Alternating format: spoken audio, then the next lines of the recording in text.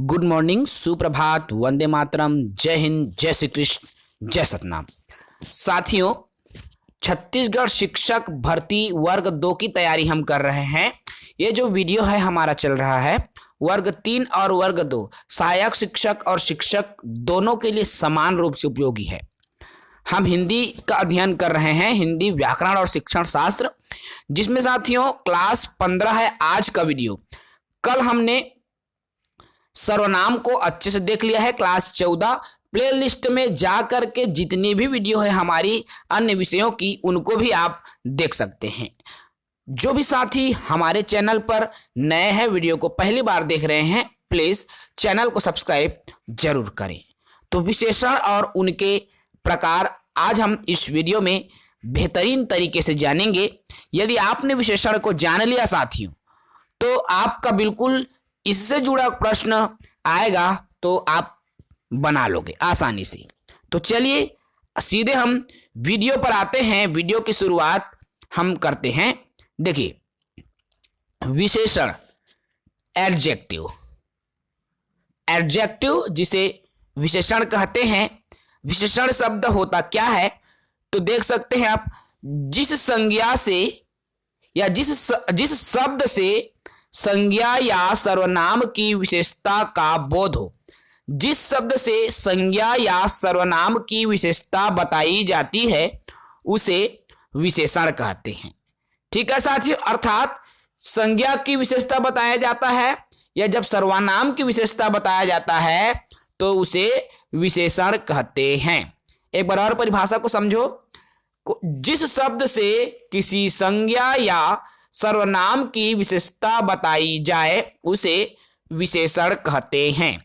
जैसे अच्छा, अब जैसे राम की यहां मैं विशेषता बताऊंगा तो राम अच्छा लड़का है, हो गया ना भाई। यहां मैं बुरा एक विशेषता है, विशेषता बता रहा है तो रावण बुरा है, यहां विशेषता बता रहे हैं ना भाई। अर्थात उनकी क्या विशेष क्वालिटी है, चाहे वो अच्छी हो या बुरी हो, जब उनके क्वालिटी को बताते हैं तो वही क्या कहलाता है, विशेषण कहलाता है।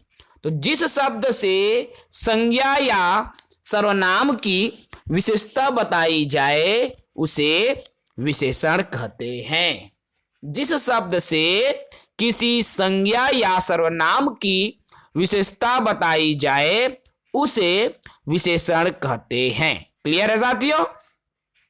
अगले बिंदु देखो, जो शब्द विशेषता बताता है या विशेष बताता है उसे विशेषण, तथा जिसकी विशेषता बताता है उसे विशेष्य कहते हैं।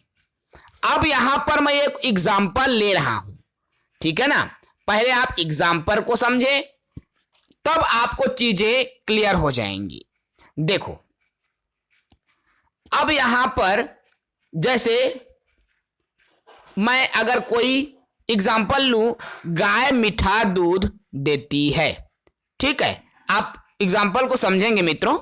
यहां पे मैं एग्जाम्पल ऊपर में ले लेता हूं यहां पर, ठीक है। देखो, गाय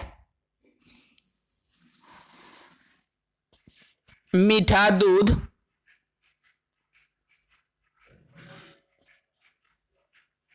देती है, ठीक है। ये हमारा एक वाक्य है। गाय मीठा दूध देती है। अब देखो यहां पर विशेष्य क्या है, तो ये जो मीठा शब्द आपको दिख रहा है, ठीक है, ये क्या हो जाएगा, विशेषण।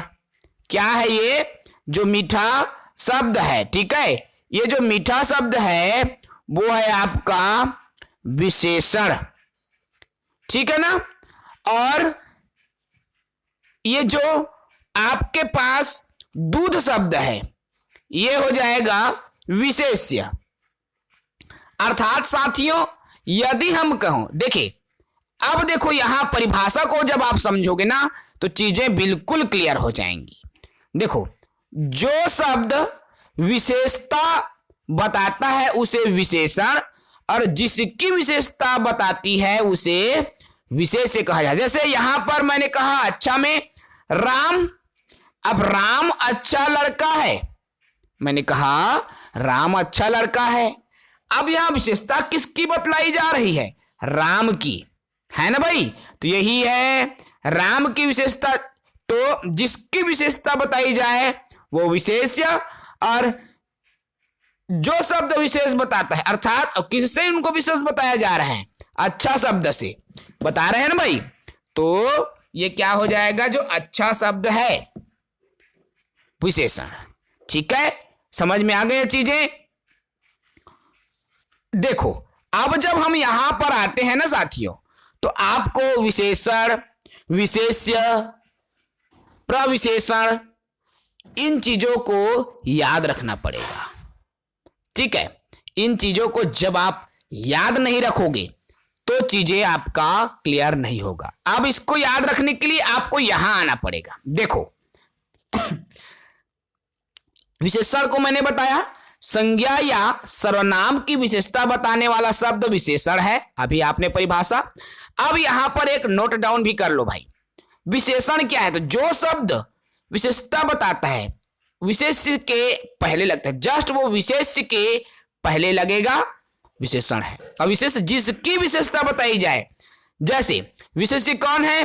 जो संज्ञा या सर्वनाम शब्द रहेगा, ठीक है, वही क्या होगा? विशेष्य होगा। अब विशेषण जिसकी विशेषता बताई जाती है। अब प्रविशेषण, विशेषणों की विशेषता बताने वाले शब्द। अब विशेषणों की विशेषता बताने वाले शब्द क्या है? प्रविशेषण है। ठीक है, तो इन चीजों को आपको याद रखना है।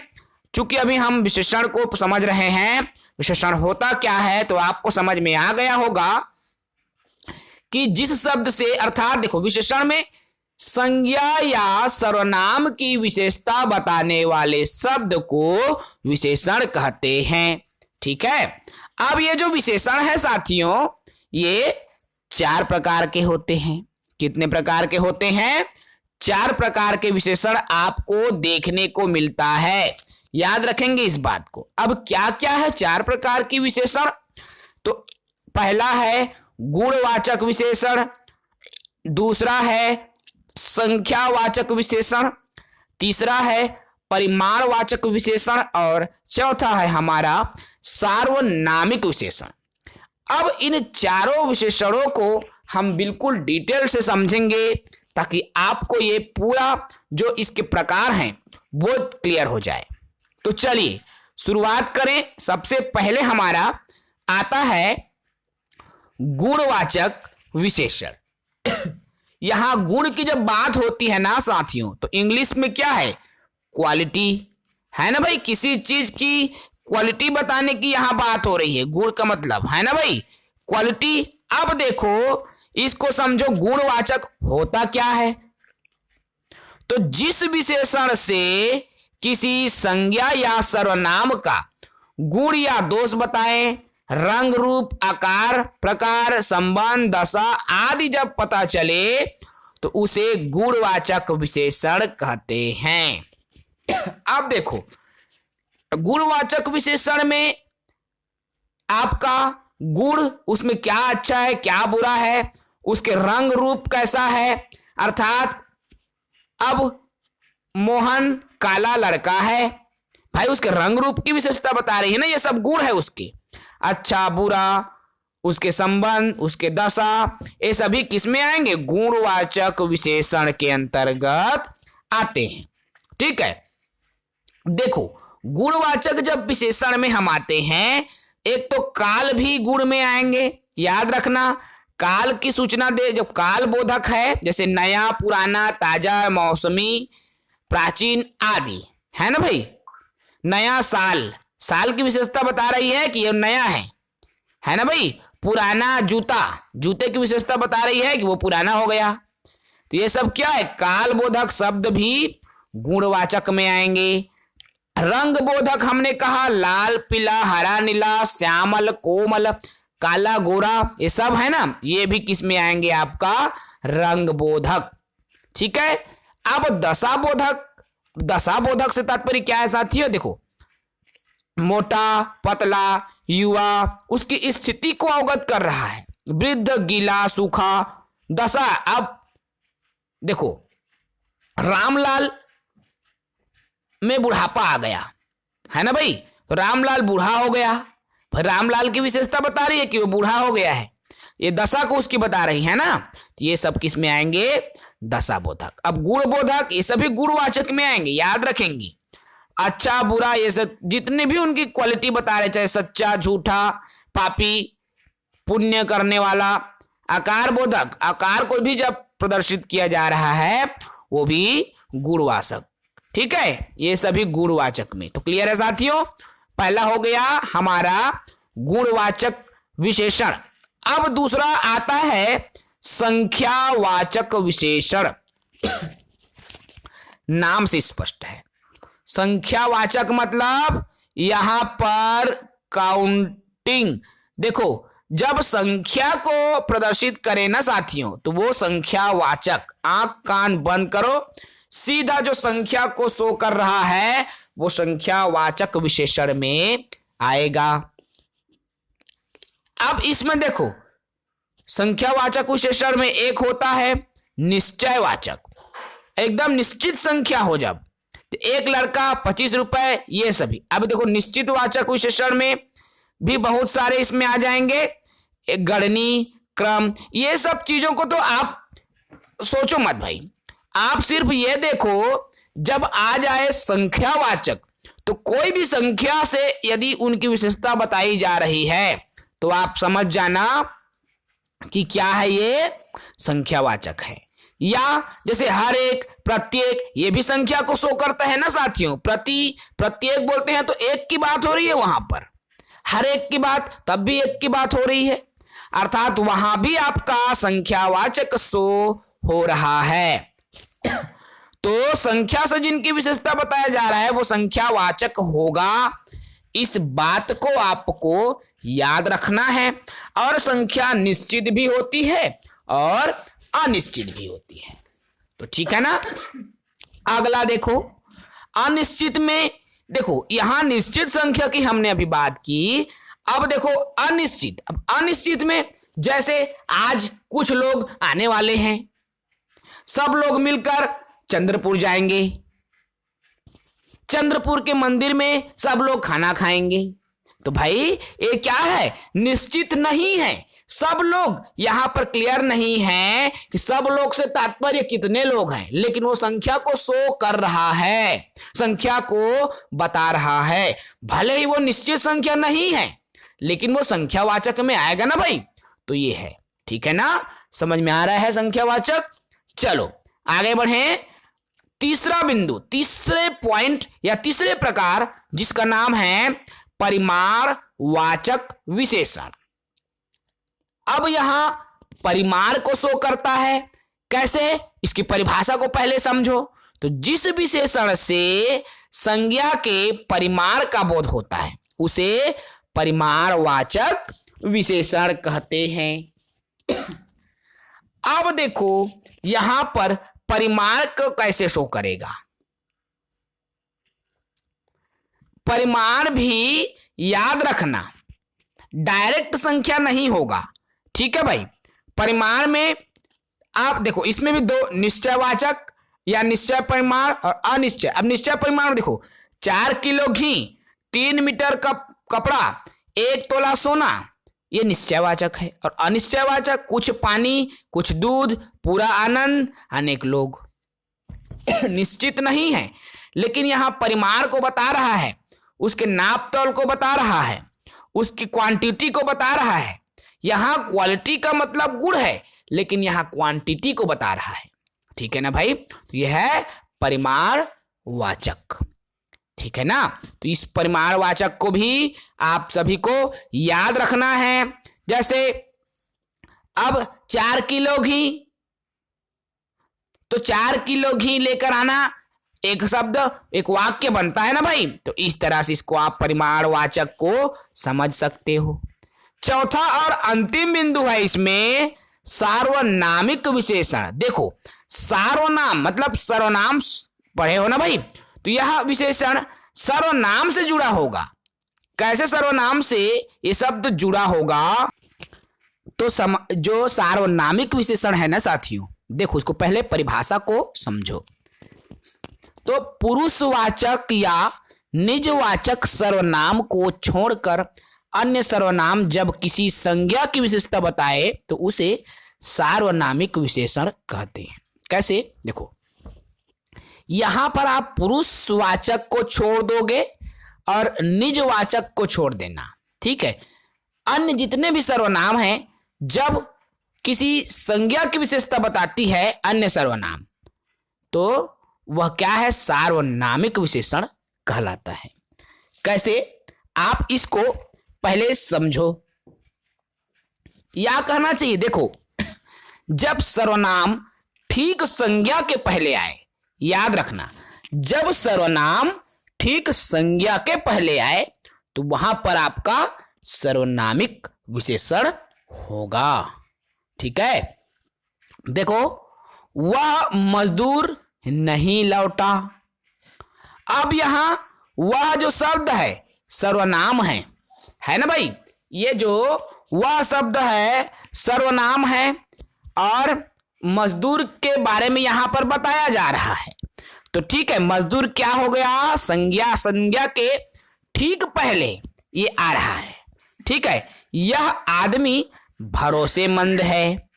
अब यह जो शब्द है वो संज्ञा क्या है? सर्वनाम है, ठीक है ना।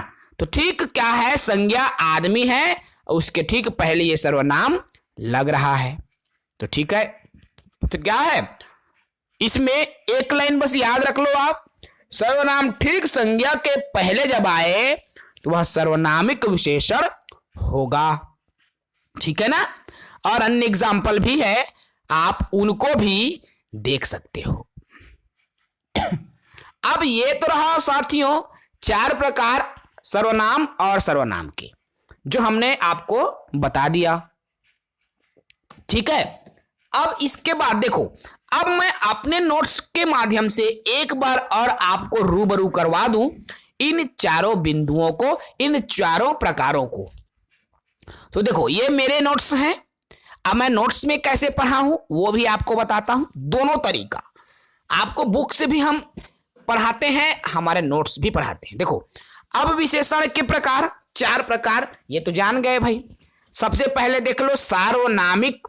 तो सीधे सीधे एक लाइन में आप याद रख लो, जब सर्वनाम ठीक संज्ञा के पहले आए तो वहां सर्वनामिक विशेषण होगा। जैसे देखो यह चांदी खोटी सी है। अब यह खोटी उसकी विशेषता बता रहा है, विशेषण है खोटी सी, ये जो शब्द है। और चांदी क्या है? विशेष्य है। और ये जो यह शब्द है वही क्या है? सार्वनामिक विशेषण, अर्थात सर्वनाम है। यह शब्द सर्वनाम है ना भाई, इसलिए यह सार्वनामिक शब्द, अर्थात सर्वनाम ठीक संज्ञा चांदी एक संज्ञा है, पदार्थवाचक है ना भाई, उसके ठीक पहले आ रहा है सर्वनाम। क्लियर है? अब देखो इसमें दूसरे प्रकार हैं गुणवाचक। अब गुणवाचक नाम से स्पष्ट है, अब जो संज्ञा या सर्वनाम के गुण धर्म को, उनके स्वभाव को बताए, जैसे काला गोरा, आकार, दशा, गुण, ये सभी चीजें, तो वो गुणवाचक में आता है ना भाई। इसको समझ गए। 31 है संख्यावाचक। अब देखो इसमें सिर्फ संख्या का ही पता चलता है, ठीक है ना। निश्चित हो या अनिश्चित संख्या हो वो संख्यावाचक है, सामान्य सी। और परिमाणवाचक में क्या हो जाएगा मित्रों? जो संज्ञा या सर्वनाम के प्रमाण का बोध कराता है उसे परिमाणवाचक कहते हैं। देखो अब गाय मीठा दूध देती है, अब इसमें परिमाण का बोध होता है। तो ये 4 चीजें हैं जो कि हमने अच्छे से देख लिया, ठीक है ना। ये 4 चीजें हमने विशेषण में काफी बेहतर तरीके से देखा। आशा है आज के ये जो वीडियो सेशन है आपको समझ में आ गया होगा साथियों। बिल्कुल आपको परिभाषा पर जाना है, और यदि आपने प्रकार को एक एक लाइन में समझ लिया तो विशेषण आपकी बहुत ही आसान हो जाएगी। आपको कोई समस्या विशेषण में नहीं होगी। ठीक है, तो अब आज के हम जो सेशन है यही समाप्त करेंगे साथियों। कल की सेशन में फिर एक नए टॉपिक के साथ आपसे रूबरू होंगे इसी समय अर्थात प्रातः 9 बजे। तब तक के लिए इजाजत दीजिए। जय हिंद।